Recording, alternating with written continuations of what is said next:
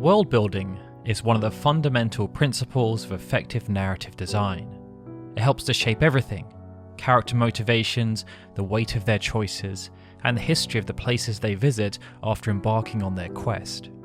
Get this wrong, and the story can struggle. But create a world that people care about, one they can lose themselves in, whether through their own imaginations or the eyes of the characters they've become invested in, and suddenly, doors open. Such a feat was accomplished by the creative team tasked with fusing Final Fantasy with the tactical subgenre of role-playing games. And even now, over 2 decades since it first graced gaming consoles around the world, Ivalice stirs the imagination of those who chose to invest and venture into a different kind of world. But there's so much more to Ivalice than meets the eye. We therefore implore you to join us on a new adventure, one where we explore Ivalice through the lens of Final Fantasy Tactics.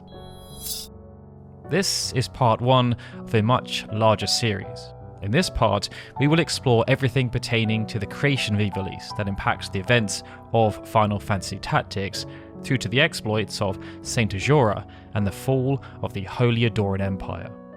Subsequent parts will be releasing in the coming weeks at a regular cadence, but if you'd like to watch the entire series right now without having to wait, you can do so by joining up to our Patreon for just $3. Crowdfunding through platforms like Patreon is the lifeblood of a channel like Final Fantasy Union. We try our best to provide high quality, in-depth content about the franchise we know and love, and platforms like Patreon and YouTube memberships help to provide stability for us to take bigger creative risks, like creating a massive series exploring the complete timeline of Final Fantasy Tactics.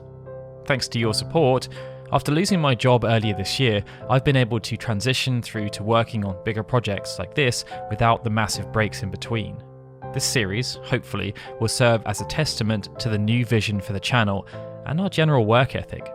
If you'd like to see how far we can push though, while also getting access to content early like this, and an exclusive podcast where I talk in depth about specific news or broader topics, please do visit patreon.com/FFUnion to find out more. But with that, let's sit back and relax as we explore the complete timeline of Final Fantasy Tactics. Chapter 1: The Age of Myths. Long before the first castle was built, before humans walked the face of the realm, before even the creation of the realm itself, there was war. Prior to history's record, there existed an enduring conflict between 2 tribes of beings that were difficult for the minds of men to comprehend. Those 2 tribes were the Fabar and the Danan. The 2 contingents battled day in and day out for supremacy over all things, never breaking their stalemate, and a great many were lost in the fighting. Already having lasted for millennia, there seemed to be no end in sight for this celestial battle. The Fabar and the Danan seemed destined to be locked in an everlasting struggle. The Danan, for their part, considered themselves to be a noble tribe. Their ruler was the god king Zabam, was an ability to place trust in those who served him, and this gave the Danan strength. Amongst his closest allies, there was none more trusted by Zabam than Arnas. By proving his worth on the battlefield, Arnas had helped the Danan, and by extension Zabam, achieve countless victories. His prowess was noted, and after rising to the rank of general, Arnas was expected to deliver results for his king in high-stakes battles.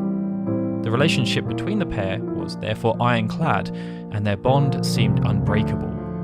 Others within the Danan looked up to them as a pillar of strength, and it seemed that nothing could be done to break the union of mind, body, and spirit.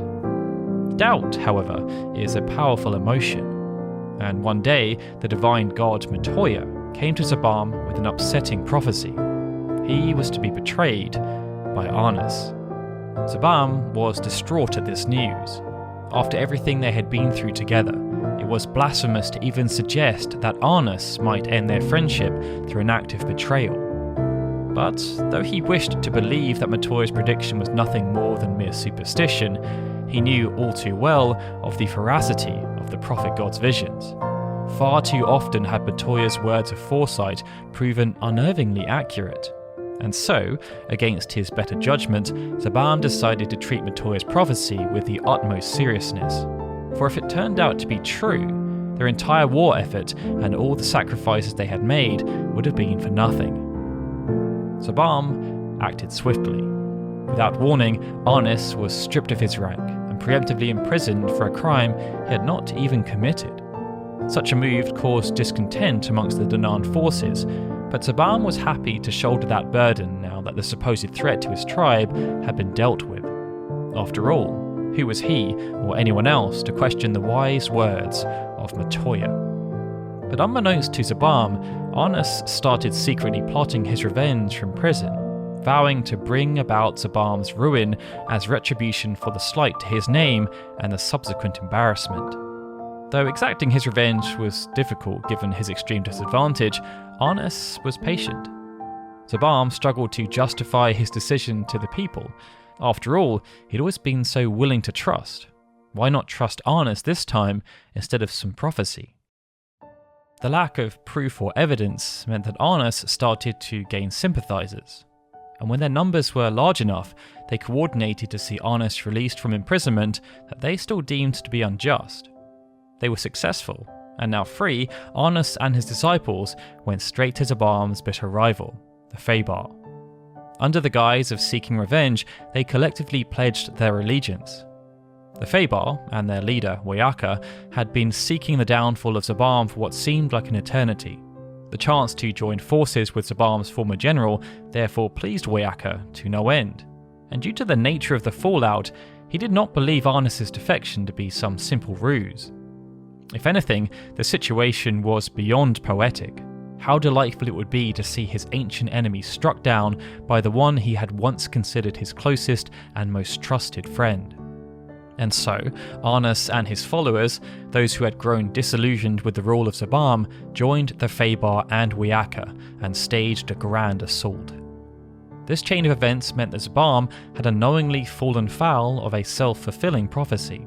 What Matoya had said did come to pass, but Arnis had never had any thoughts of betraying his beloved friend and ally until he was wrongly and preemptively imprisoned. This action then led to his betrayal, and with Arnis siding with the Fabar, it tipped the scales of the war. Arnis, however, was not satisfied with the outcome. He wanted Zabam to suffer for his misdeeds beyond just having to stare down the barrel of defeat. As such, with Wayaka's permission, once the war had concluded, Arnis turned Zabam into a place called Ivalice. His body was to become a living, breathing entity, doomed and imprisoned for all eternity, and Arnis was given permission to rule as the Lord of Ivalice. To ensure the upholding of Zabam's sentence and his everlasting torment, Arnis then created humans to inhabit his new realm. They were tasked with working the land and seeing it prosper. And due to the nature of the task, Arnis made the humans smart enough to seek entertainment so as to offset the potential monotony of their endless toiling. But he also made them weak enough so that they would not venture above their station. Content with the outcome of his designs, Arnis then departed from the world, returning to the heavens to rule from on high. However, Arnis's hubris soon got the better of him. For in his desire to create the perfect caretakers, he made a fatal error. Arnis had given humans ambition. Though their primary objective was to tend the land that Arnis had made, humans proved adaptive and quickly began creating societies, building shelters, crafting tools, and amassing knowledge.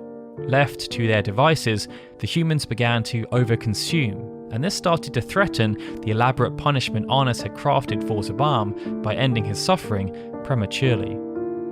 Furious with this development, Arnis returned.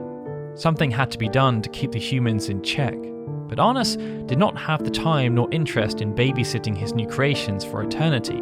The entire idea was that Zabam was meant to suffer in perpetuity with minimal effort, but it became clear that additional checks and balances needed to be put in place for the inhabitants of Ivalice.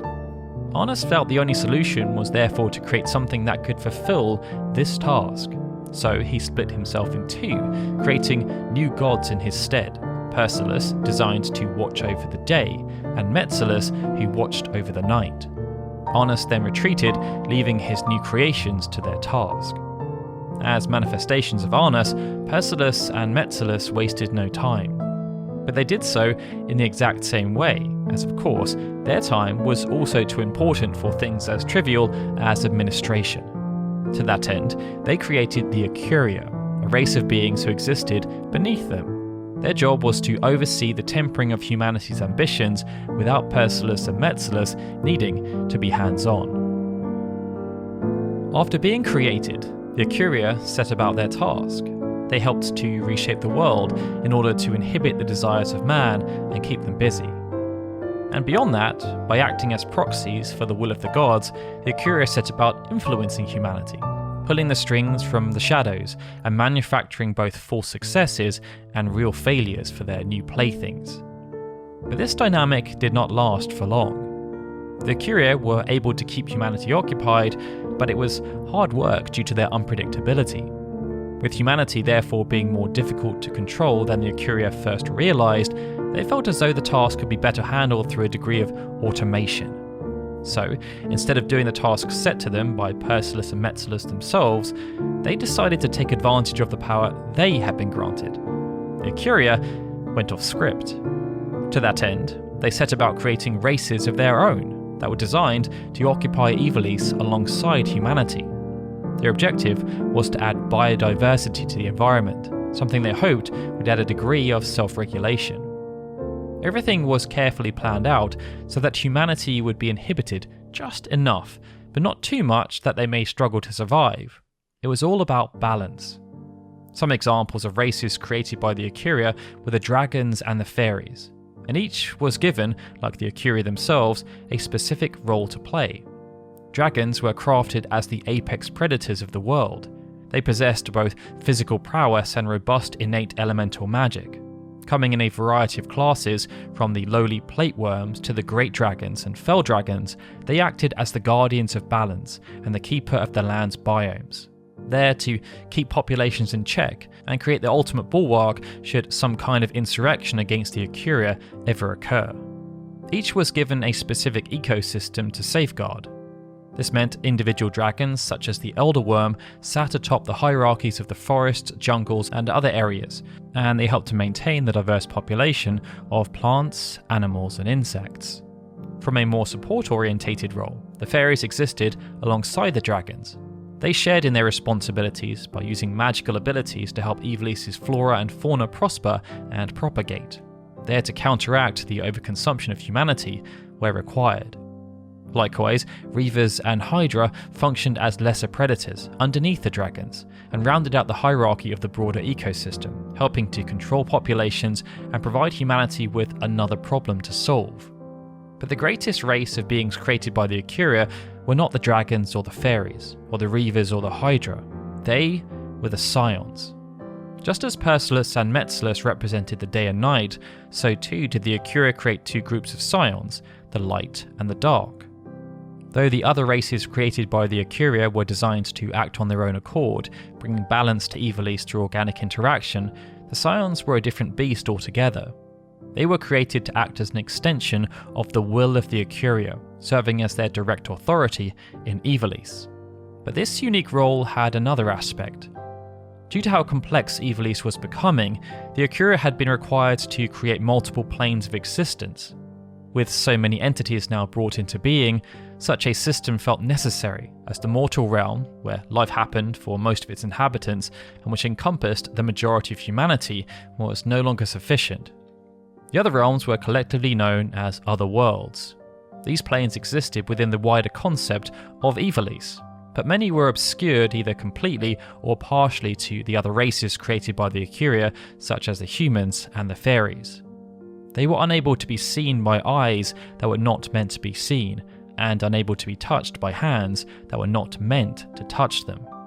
Of these, the underworld, or netherworld, was Ivalice's spiritual no man's land, the very definition of purgatory. It was created to highlight the power of the Ecuria, establishing consequences for those who dared to challenge them. Sinister, powerful creatures who had broken the laws of the land were therefore banished from the other realms and sent to the underworld as punishment for their transgressions. And if the underworld was akin to a prison, the Imperial Plane was a resting place for the departed souls of Ivalice. After death in the mortal realm, spirits eventually found their way there, and though not a place of eternal torment or darkness, it was nonetheless a one-way trip for most who found their way to the land of the dead. Finally, in the space between the other three realms lay the world of illusion. This was a place of great magic and mystery created by the Akira to serve as a fountain and vessel for knowledge and power. It was from the world of illusion that the Scions were born, as the Akira drew from ether that existed beyond time and space, before manifesting it into physical beings of immense power. The Akira, now content with their work and having some Scions to back up their claims of authority, believed they had created a self-sufficient utopia. But it wasn't long before their master plan began to unravel. Soon after the Akira had congratulated themselves for creating such an intricate design where everything was supposed to live in relative peace and harmony, their new creations began to rebel, and in ways that were far more severe than the threat posed by humanity. The first instance of this was that of the dragon-god conflict. Having grown tired of serving as the Akira's lapdogs and being tasked with the boring job of guarding the environments of the world, the dragons became restless with their roles and sought something better. And, being the apex predators that they were, the dragons set designs on their creators, sensing that the time for revolution was nigh. For the Akira, this posed quite the issue. They had purposely made the dragons extremely powerful so that they would be very effective at completing the task assigned to them. They had also naively thought that this power, due to the existence of the Scions, would not be turned against them. The only advantage afforded to the Akira was that though strong, the dragons were not particularly smart or organised. Tacticians, they were not. As a result, the dragons, who acted as a team of individuals, were outsmarted and bested by the Akira. Throughout the conflict, sides were drawn.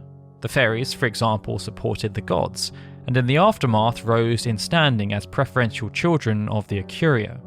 On the other side, the dragons, who had played a key role in the uprising, found themselves sealed within rings as punishment, placed around their necks as literal symbols of their imprisonment and servitude to the gods.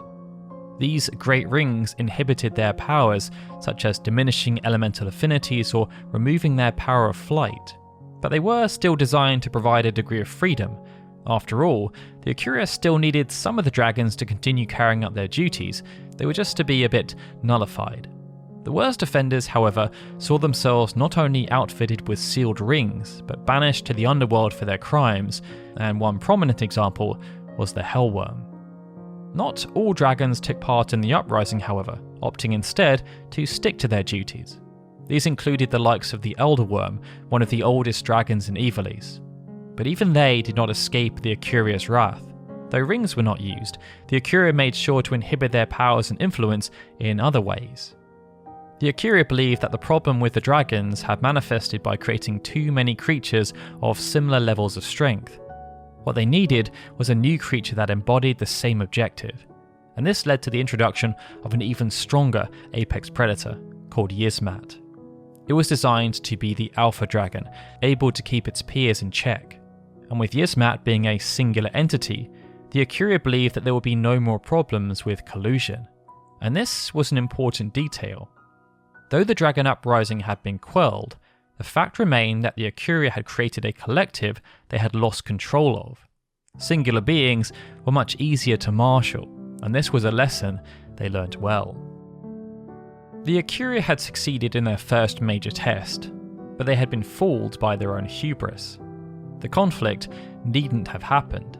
After all, the dragons were beings of the Akira's own creation. But by tackling this problem, the Akira had been distracted from their main task, controlling humanity. And the irony around this was that the dragons, like nearly every single action taken by the Akira up until this point, had been created to help them with the fulfillment of that task. It meant the Akira had made the same huge mistake as Arnus. They had underestimated humanity's power of free will and thought. As it turned out, the Acuria's masterful plans weren't as ironclad as they had assumed. Instead of being inhibited and beaten down by the layers upon layers of obstacles dumped on top of them, humanity, as it had done before, had simply adapted to the new conditions they had been presented with, and had begun to cultivate heavenward ambitions once again. Instead of just surviving in the brutal chaos of the world the Acuria had made, which was the plan, humanity thrived and prospered. What the Acuria failed to realise was that humans were very different from the races they had manufactured. As individuals, humans were weak. A single dragon could likely take down hundreds without batting an eyelid. This notion blindsided the Acuria as it had done Arnus. They failed to understand that the power of humans came in their ability to connect. As a collective, they overcame their deficiencies to become powerful, tenacious, and incredibly intelligent. The way the Acuria had tried to deal with the problem was akin to a giant trying to wipe out a colony of ants by stepping on them. The solution was never going to work, and their vivarium experiment had failed. Undeterred, the Acuria came up with an alternative plan, one they believed would be far more effective. This saw them try to inhibit large swaths of humanity at once as a preemptive measure. This, they hoped, would reduce the ability for humanity to challenge them in the same way the dragons had attempted previously. Numerous options were considered, but the Acuria settled on a disaster that became known as the Calamity of Earth. This disaster was designed to punish humanity for their own hubris in challenging the gods, whether knowingly or otherwise. An ironic proposition given how the Acuria thought of themselves. The idea was to take the humans away from what the Acuria believed they treasured most, the home they had cultivated over all these years. Wrested from the combined realms and relative life of ease they had created for themselves, the Calamity of Earth banished humans to a separate realm within the mortal plane of Ivalice. Places they previously had access to, such as the holy city of Guravagan, were removed from them, placed out of reach. This meant humans were made to live out the remainder of eternity without the same access and grace of the gods they had previously enjoyed. This diminished their relationship with the higher powers, but also inhibited their ability to challenge the Acuria and their broader plans for Ivalice. With man now seemingly placated and sealed in the mortal realm in a specific area, again the Acuria rested on their laurels, and again they grew too comfortable with their supposed victory. But they were now well aware that even their best laid plans could go awry, and this caused them to prepare for future uprisings should they occur.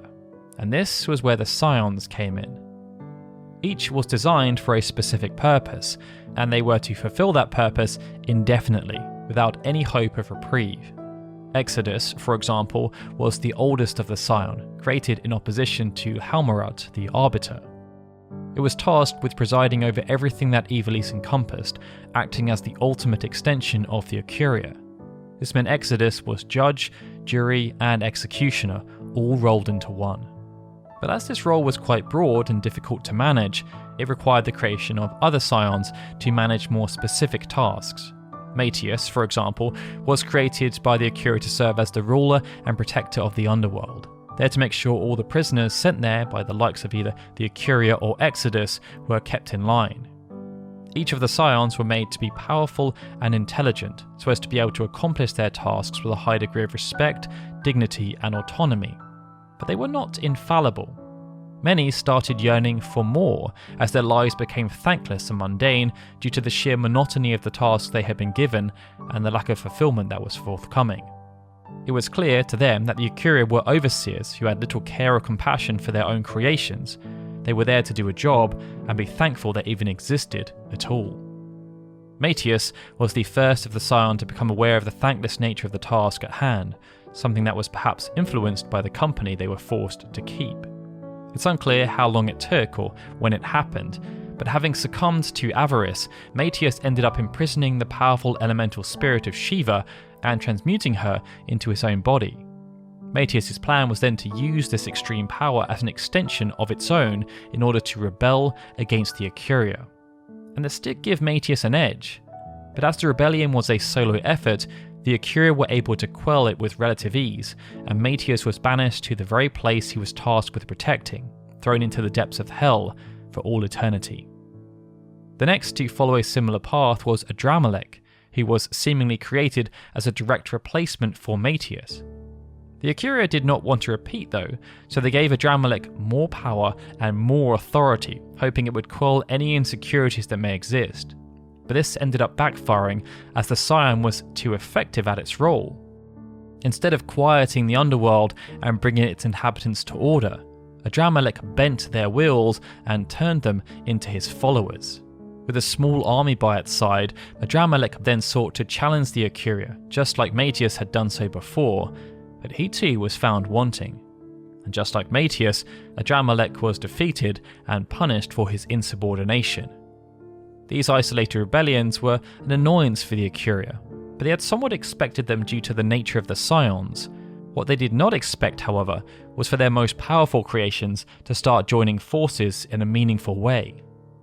Amongst all of the Scions created by the Acuria, one of the most important outside of Exodus and Helmarat was Ultima, the High Seraph, whereas Matthias and Adramelech had been given roles that seemed prestigious, but were in reality undesirable due to the nature of the required tasks involved in carrying out their functions. Ultima, by contrast, was given a truly decorated occupation. They were to act as the guide for souls heading for the Imperial Plane, there to assist with the process of reincarnation. Neither a scion of the darkness or of the light, Ultima encompassed the aspects of both, and she revelled in this role, taking great pleasure and pride in the importance of that which had been bestowed on her. But, just like the other scions, she too eventually found herself fundamentally altered by the task assigned to her, and this happened for two distinct reasons. Other dark scions had been created alongside the likes of Matthias and Adramelech, and they had each been tasked with doing the jobs that the Acuria did not want to do themselves, because they either felt it was beneath them or meant their hands would get proverbially dirty. There was no care given to the fate or well-being of the dark scions. They were sacrificial pawns in the Acuria's twisted game of presiding over Ivalice and controlling humanity. Ultima felt this was wrong, not least because from her vantage point, she could see that the light scions had not been subjected to the same level of denigration. Thus, she chose to become the White Knight, the one who would stand up for the Dark Scions and oppose their harsh treatment by the Acuria. This then worked hand in hand with Ultima's own ambitions. Having been given the power over life and death across Ivalice, Ultima believed herself to be destined for more. She would therefore not only stand up for her fellow Scions, she would replace the Acuria and be a much better and more compassionate ruler. But despite her confidence, Ultima was not arrogant or delusional. She was well aware of the power of the Acuria, and she knew that if she stood alone, as Matthias and Adramelech had done before, there was no chance of her gambit succeeding. Ultima deduced that they had failed by placing reliance on lesser beings, such as elemental spirits or the fiends of the overworld that the Acuria had themselves created. She therefore sought to recruit her fellow Scions, because together they would be much more likely to come out on top. Starting with the new keeper of the underworld, Shemhazai, and the overseer of mankind, Hashmal, Ultima began sowing the seeds of rebellion amongst those the Acuria had trusted most to uphold the balance of all things in Ivalice. And they then made their ambitious attempt against the Acuria. What followed was a brutal and taxing conflict. The Acuria had been able to deal with the separate uprisings of Matthias and Adramelech due to the smaller scale and isolated nature of the conflicts, but the Ultima Rebellion was an altogether different beast. Not only did the Acuria have to deal with the combined might of their most powerful creations, but they also had to contend with their biggest weakness being exposed, the requirement placed upon them by Arnas to keep humanity in check. It's unclear how Shemhazai became aware of this weakness, but she revealed it to Ultima once plans for rebellion were announced. And when the time was right, Shemhazai left her fellow Scions and descended upon the land, where, in the absence of Hashmal, she freely sowed evil, manipulating humanity and teaching them how to reap new kinds of destruction against itself. The Scions' united front and the rise of humanity was unprecedented, and it took centuries, if not millennia, for the Acuria to wrestle back control of Ivalice. Chapter 2: The Age of Men. Quelling the Ultima Rebellion ended up being an enormous struggle for the Ikuria, and achieving victory came at a great cost. For her crimes, Ultima was sentenced to a rather poetic punishment to match her title. Like Arnes had done to Zabam, the Ikuria locked Ultima in an eternal death and rebirth cycle. Perpetually, for all of eternity, she was fated to be born into the body of a random human and forced to live a mortal life over and over again. Those who had joined her cause as renegade scions were given similar treatment, sealed inside small crystals known as orosite. The orosite severely limited the autonomy of the scions it captured, with numerous seals being put in place to prevent their escape. But their power was not taken away. If a being, like say a human, got their hands on a piece of orosite, the scion's power sealed within could be activated, making orosite a very dangerous artifact indeed. So the Ikuria made sure the orosite were well hidden and ideally well guarded. This treatment bred further resentment against the Ikuria amongst the remaining scions, but they could do nothing but bide their time and wait for the right moment to break free and seek retribution. The Ikuria, although satisfied with the resolution, then had to deal with the fallout across Ivalice itself. And when they brought their gaze back to the mortal realm and saw how the seeds that Shemhazai had sown had sprouted, they were enraged. Humanity had taken full advantage of the chaos, and the land they had been given was now rife with conflict and turmoil. The Ikuria were close to failing the task they had been set by Arnes. With everything the Ikuria had attempted to cultivate on the brink of collapse, they were forced to propose a new plan. And this plan could not fail. It became clear that putting forth something akin to the previous calamity would no longer be severe enough. Humanity had only been temporarily hindered that time, and after a period of adjustment had grown to become unfazed by their isolation. Now though, they had grown well above their station. With the aid of Shemhazai, humanity believed they too had the power to be gods, and the Ikuria felt it was time to remind them of their place in the universe. Their new plan was to make that place very clear, and it was called the Calamity of Light. In the past, the Ikuria had attempted to control the lives and actions of humanity directly, either through complex natural hierarchies or more directly through the use of scions. But this always led back to the same problem. The Ikuria themselves still needed to be directly involved, because when they weren't, humanity took advantage of their absence to tip the odds in their favour and wrest control of Ivalice. The most recent example was also the most extreme, and it was countered by a solution that was devilishly simple. The Ikuria wanted humanity to feel as though they were constantly being watched and judged by the gods. They hoped to create faith. This was to then act as a precondition for dogma, which they hoped humanity would use to police itself. The Ikuria could then pull the strings from behind the scenes, tweaking this dogma to ensure humanity was kept on its toes. And because the previous growth of humanity had happened under the watchful eye of a scion who had chosen to abandon their duties, creating another scion to enact this plan was not deemed an effective measure. The Ikuria instead created diakon entites, bright elementals that were there to shine a proverbial light on man and remind them of the constant judgment of holy righteousness. The diakon entites then gave the Ikuria the room to operate on a multitude of levels. They wanted humanity to think that it was in control, but with fear of reprisal. This, they hoped, would then remove their ability to prosper, as humans would aim to be subservient, with a natural culling occurring that was self-policing whenever anyone stepped out of line. On paper, the Calamity of Light was meant to benefit the Ikuria, but the reality ended up being quite different. The initial period worked well. Humanity started to model their lives around the new commandments, and the diakon entites reminded them that their faith was being recognized. As intended, this then dovetailed with a degree of self-policing, as communities formed and punishments were created for those who deviated. Everything seemed to be going well. That was until the strength of humanity came to the fore and surprised the Ikuria yet again. Even though some communities were happy to accept this new way of life and interpreted everything in the expected manner, others chose to take a different path.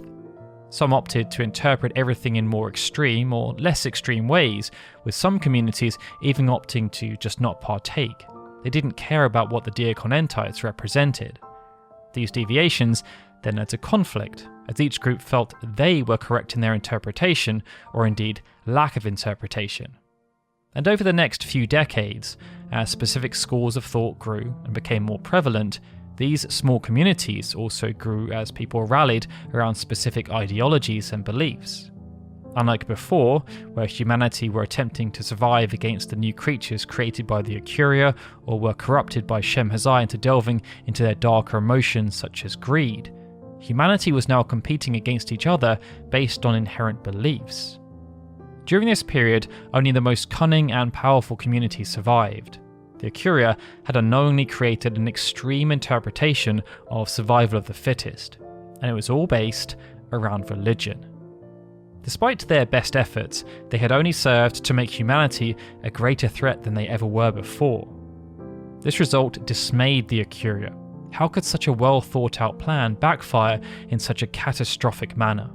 Realizing they only had themselves to blame, the Ikuria attempted to solve the problem with yet another calamity, except this time it was to be more direct. Both the Calamity of Earth and the Calamity of Light were quite passive in their implementation. The Ikuria simply removed or introduced something that was designed to change the way humanity thought or acted. But with neither having the desired effect, the Ikuria decided that the best way to deal with insects was to go full scorched earth, and this was not a figurative ideal. To oversee this new calamity, the Ikuria utilised a heinous scion called Ivalice. Its objective was to punish the humans for their transgressions, to raise the mortal realm of Ivalice by covering it in a sea of flame. Under Ivalice's command, fire elementals known as firemanes set the land ablaze, destroying countless cities and civilizations and burning forests all across the land. This became known as the Calamity of Fire, and there were massive casualties. Again though, humanity persisted through their punishment and began to rebuild. The Ikuria, when they saw this, were astounded and frustrated in equal measure. They had created a harsh environment, but the will of humanity refused to be broken. Thus, they created another calamity. This time, the Ikuria plunged Ivalice into a prolonged ice age, designed to time out humanity and reduce their numbers even more while also prohibiting their growth. The Calamity of Ice, much like the previous calamities, proved successful at first. Humanity struggled to survive, their civilizations collapsed, and their populations dropped dramatically. But this time, the effective period lasted much longer, and the Ikuria believed they had found their solution.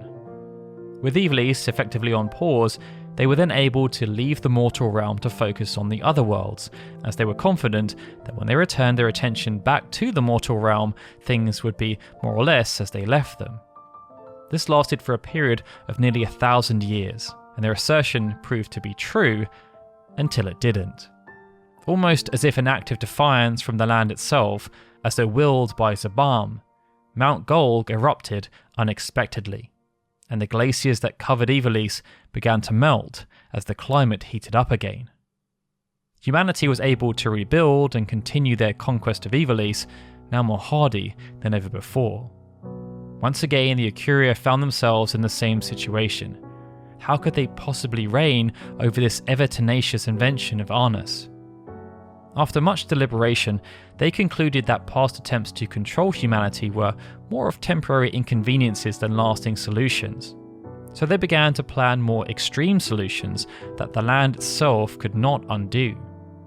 Before the Ikuria were then able to enact their next plan, however, they began to notice an interesting series of events playing out in the human world that they thought might do the job for them. So they decided to observe, biding their time and watching carefully. Human civilization had, following Ivalice's thaw, began to advance faster than it ever had previously, and throughout the world, technology and magic flourished, taking humanity to greater and greater heights. In the east, this period saw the rise of 7 great and independent kingdoms, known as Fotherham, Lionel, Limbury, Lassalia, Gallio and Zeltenia, and Mulond. As each was a local force in their own right, it was not long until humanity's penchant for avarice crept into the relationships that existed between these kingdoms and soured them. Soon, all 7 began to eye the territories of their neighbours. What started out as small local skirmishes soon grew into full-on wars between the 7 kingdoms, and as humanity progressed, these wars leveraged new technologies to become increasingly more deadly.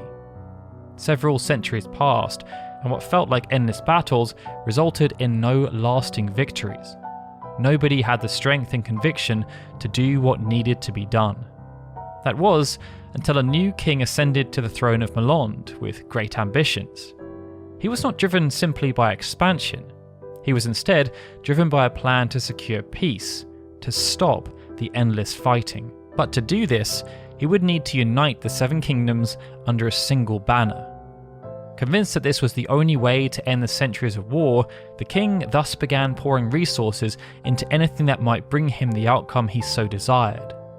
For a while, his efforts bore no fruit.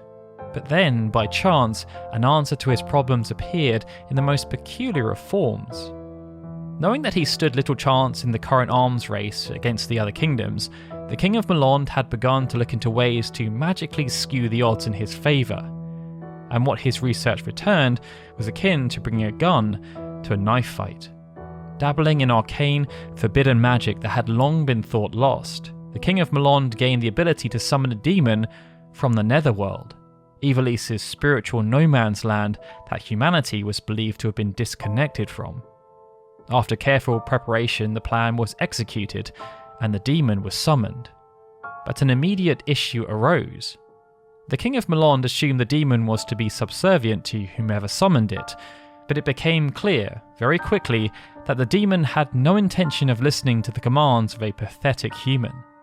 The king was soon butchered, and seeing an empty throne, the demon wasted no time in claiming Mulond for itself and picking up where the king had left off. Except this time, the ambition was much greater. The demon didn't want the 7 kingdoms. It wanted the world, and it wanted to destroy it. What followed was a dark period for humanity, and for a time, though a demon had escaped the netherworld, the Akuria watched from afar silently, curious to see if this might help solve some of their problems relating to humanity. After all, maybe they wouldn't need more calamities if this demon helped to keep them in check. To the citizens of the 7 kingdoms, however, this new reality was a hell on earth, and monsters and demons began to roam freely, killing whomever they pleased. For a moment, all hope seemed lost, until one fateful day when someone stood up to the tyranny of the demon. You see, humanity hadn't only discovered arcane magics in the time since the thaw of Ivalice, they had also rediscovered the Orosite, the powerful stones that had long lay hidden in the world. But when channeled by those strong-willed enough to resist the influence, they granted the users unimaginable powers, the likes of which had never been seen before. And so a hero rose up, surrounded by 12 disciples, each bearing a piece of Orosite aligned with one of the 12 zodiac symbols. These heroes became known as the Zodiac Braves, and by combining their powers, they were able to successfully banish the demon and its minions back to the netherworld, and in doing so, became the saviors of Ivalice. The threat now eradicated, peace in the 7 kingdoms had finally been achieved, at least for a time. So, no longer needed by the world, the Zodiac Braves disappeared into history, and along with them, so too did the Orosite. The story soon gained traction though, and before long, tales of the mysterious heroes known as the Zodiac Braves were known all over the world.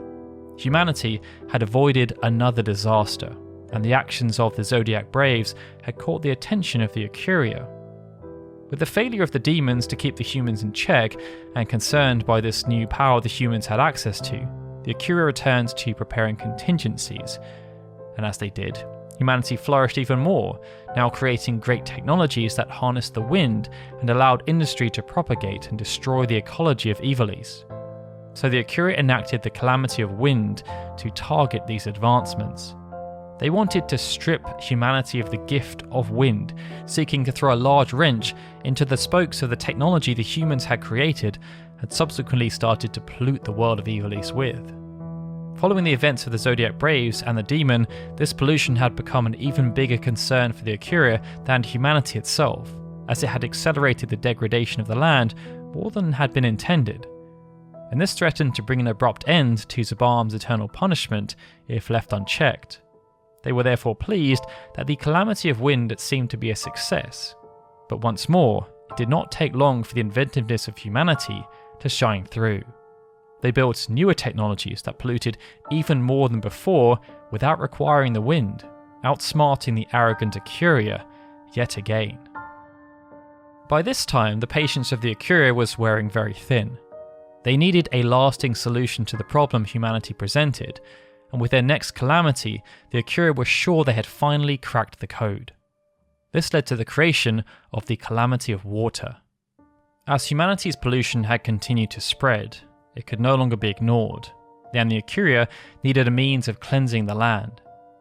To do so, they entrusted the scion Kahulain with the task of engineering a great flood that could cover the land, setting back the efforts of humanity by sinking it to the bottom of the cleansing waters.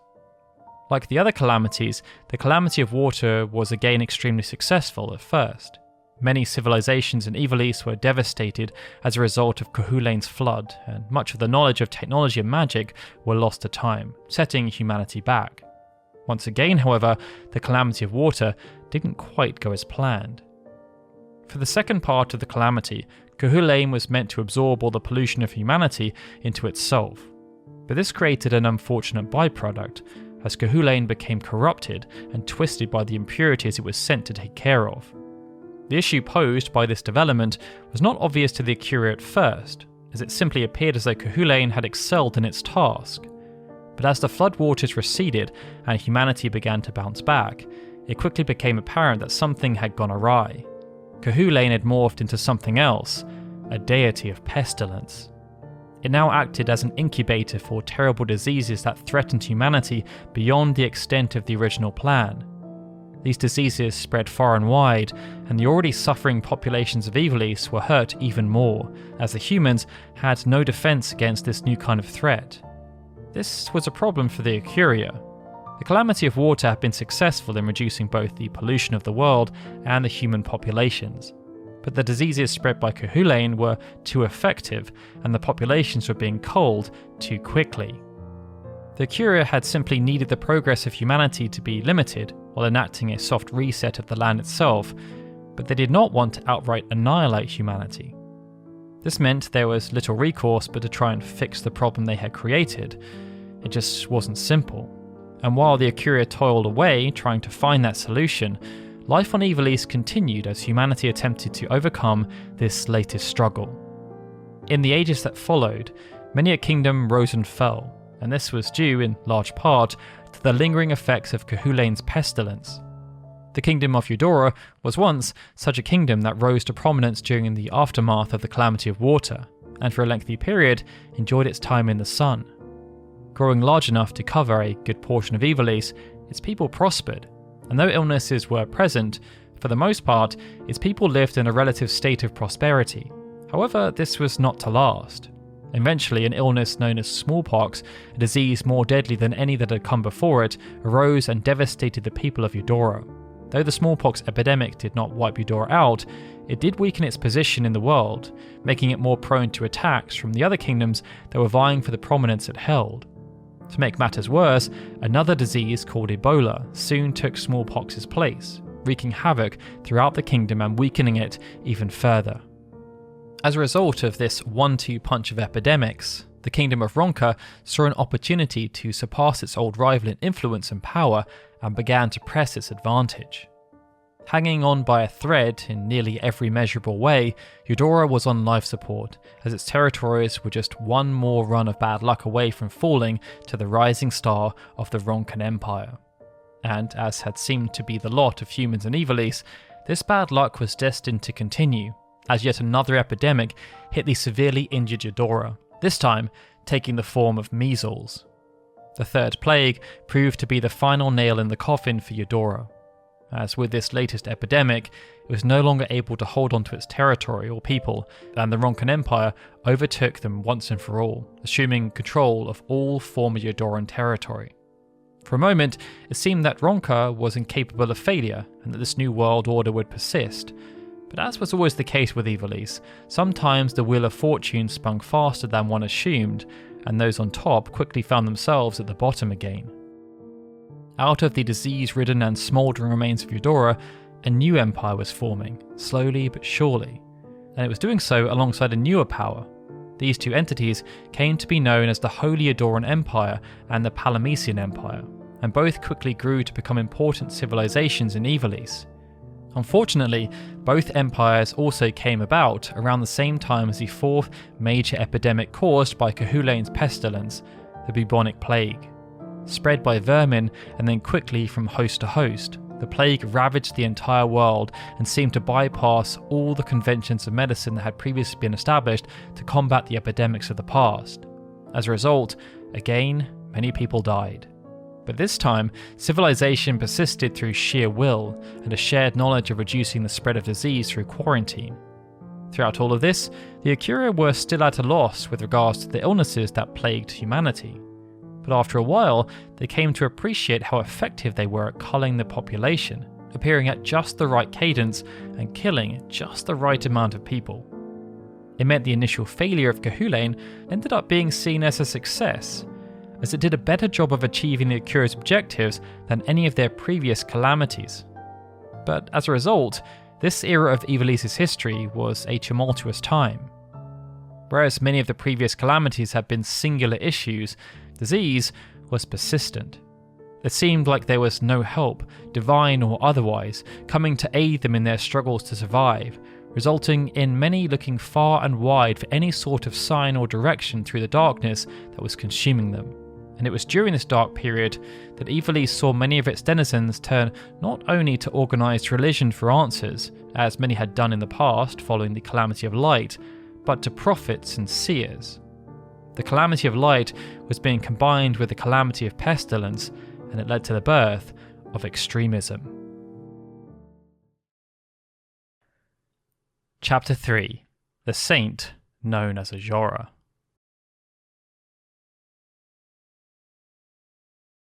As humanity struggled to deal with what felt like a near endless stream of blights, people turned to things that they hoped might ease their suffering or help them seek salvation. The Diaconentites had ushered in this kind of thinking, and as the calamity of pestilence grew in its severity, so too did the impact of the calamity of light and the Diaconentites. The bubonic plague led to a tumultuous and torrid period, and to ease their mental anguish, people turned to the dominant religion at the time, which was known as Pharism. This was a religious order whose centre of power was in the city of Melond. Pharism also served as the main religion of the Holy Ydoran Empire, giving its clergy immense political and societal influence. This influence was near absolute. They branded all dissidents as heretics, removing everyone and anyone who dared to stand up against them. It meant Pharism had a firm grasp on the lives of the people of the Empire and much of Ivalice. In less trying times, these dogmatic convictions would have pushed people away. But due to how much uncertainty there was, people flocked to the Pharis teachings as they provided a degree of solace, while also giving people clarity. If they performed certain actions, even if times were rough and they were likely to perish, at least their souls would be saved. There was a degree of truth in this. Once upon a time, humanity was an important part of the much broader scope of Ivalice. But the nature and role of humanity had become lost to humanity itself over time. The teachings and doctrine extolled by Pharism were warped and twisted iterations of what once was the reality. For a time, things continued this way. People sought comfort in Pharis teachings, and those who challenged them were reported, removed from the public eye, and never seen again. It felt as though this was the new status quo, but in Ivalice, nothing was everlasting. Before long, the wheel of fortune again began to slowly creak and shift, ushering in a new age, one that started with the birth of a child called Ajora Glabados. Born in the city of Benevia, Ajora was remarkable from the very instant he came into the world. It's reported that he stood upon 2 feet mere moments after birth before walking to a nearby well.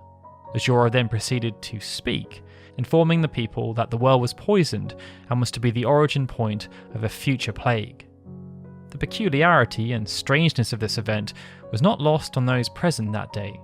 Many were impressed at the infant Ajora's abilities to stand and talk after just being born, but none were especially convinced of the warning given despite these miraculous events.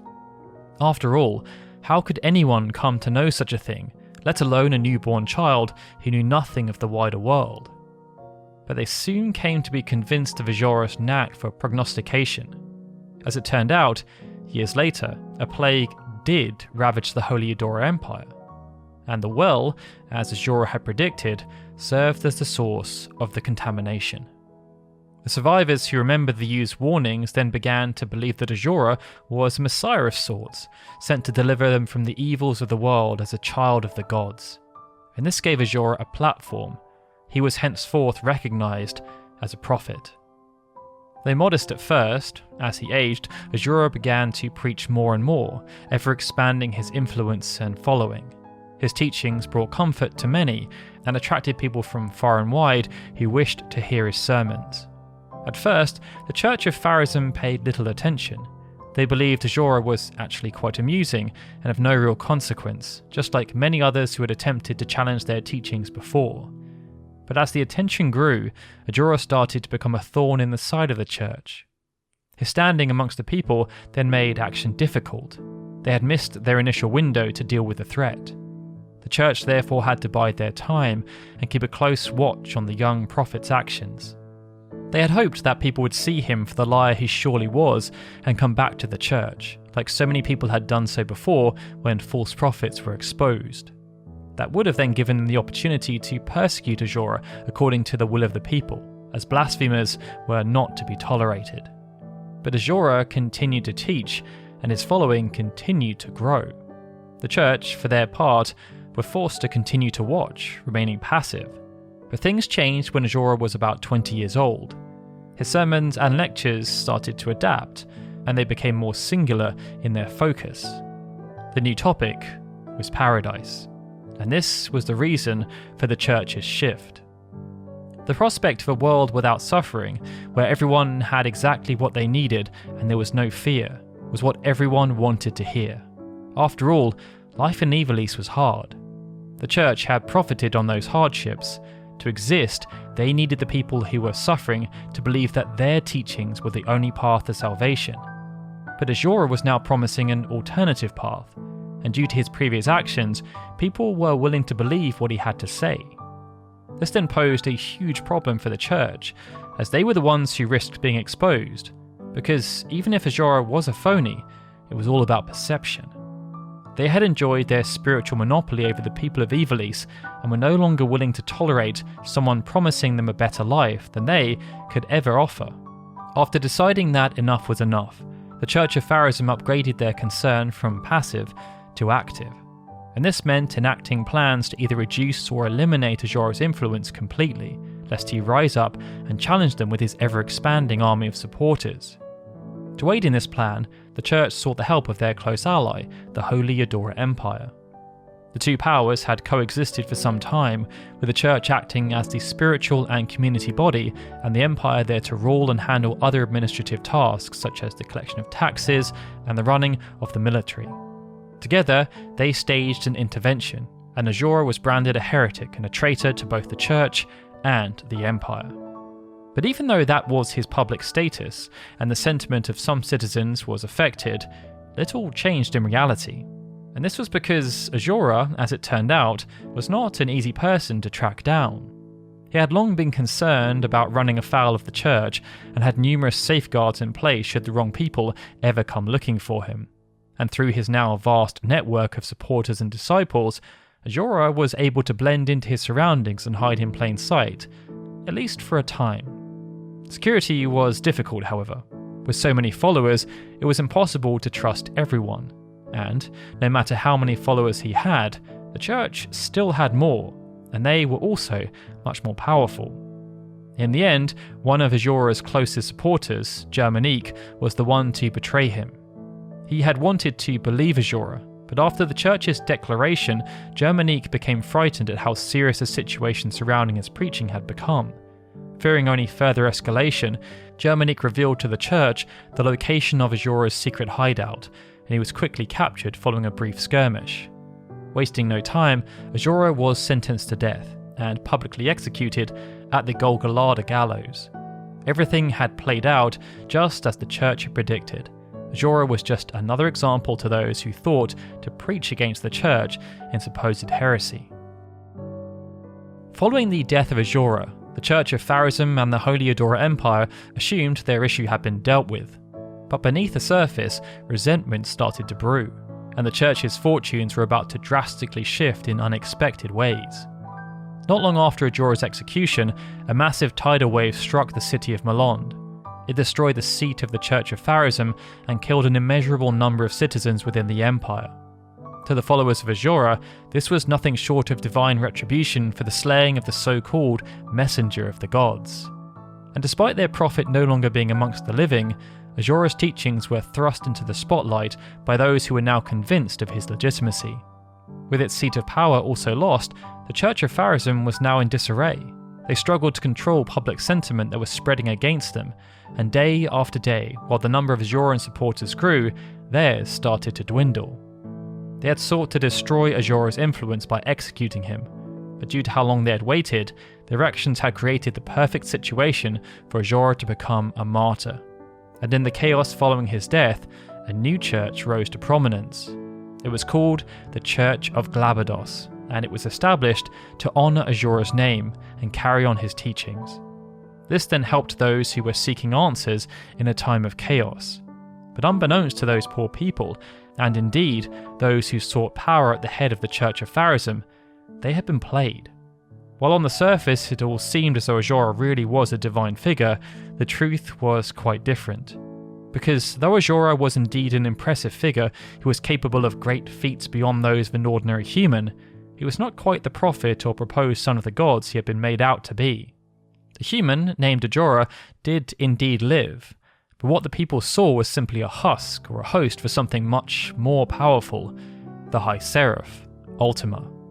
Following her defeat at the hands of the Ecuria during the Ultima Rebellion, Ultima and the other Scions of the Dark were stripped of their ability to move freely between the mortal realm and the other worlds. By limiting their power thus, the Ecuria hoped to rein in their ambitions and return them to their former subservient roles after their punishments had been served. However, there existed another method for the Scions to traverse the mortal realm, the use of Orosite.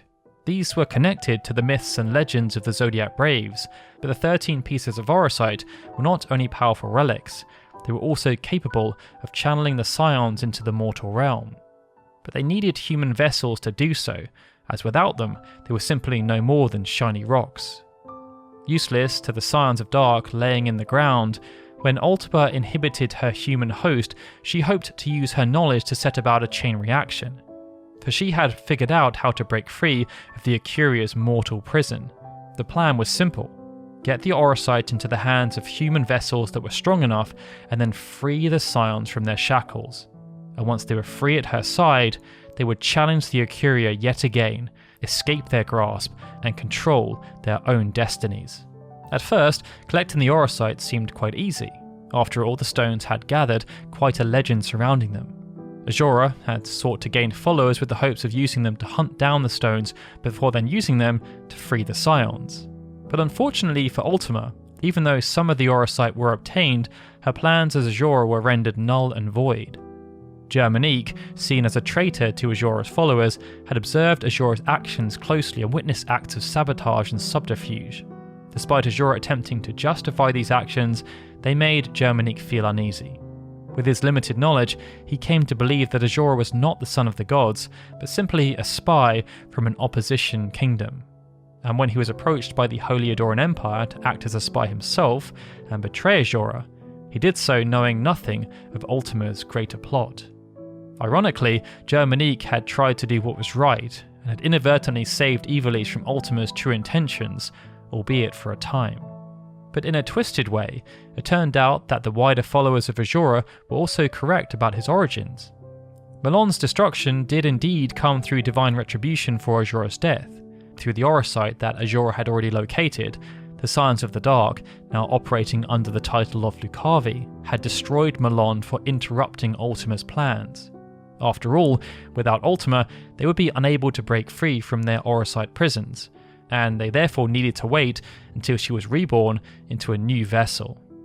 They therefore took advantage of the creation of the Church of Glabados in the wake of the disaster. They realised that if they could control what was becoming the most dominant religion in Ivalice, they could manipulate the humans easier through the Orosite. In addition, under the guise of the Church, they could play the factions of humans off each other and sow chaos and war, something that would prove beneficial to their plans to revive Ultima without rousing the suspicions of the Ecuria. So, the Lucavi infiltrated and grew the Church of Glabados, possessing powerful humans and even modifying the story of the Zodiac Braves to place Ajora at its heart. They made Ajora the individual that united the heroes against that monster of legend, even though it was a complete fabrication. This clever adoption ensured that the Orosite continued to be passed down and preserved by humanity as holy artifacts, allowing the Lucavi to collect them under the noses of the Ecuria and operate in the shadows under the cover of the church. The collapse of the Church of Pharism at the hands of the Lucavi, in turn, led to the direct downfall of the Holy Ydoran Empire. The fallout from this event splintered Ivalice yet again and flung the mortal realm into a period of prolonged uncertainty, political infighting, and war. And throughout, the Church of Glabados prospered, becoming more and more essential to the people of Ivalice. Eventually, the uncertainty again ended, and the Wheel of Fortune smiled upon the people of Ivalice, providing a period of relative stability after years of war between the various empires jockeying for the top spot after the fall of the Holy Ydoran Empire. This period became known as the Enlightenment, and saw the victor of all this fighting, the Palamecian Empire, at the top of its game.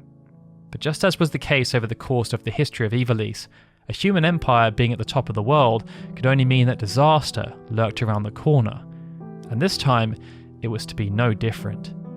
That, though, is a story for another day. Thank you so much for watching, everybody.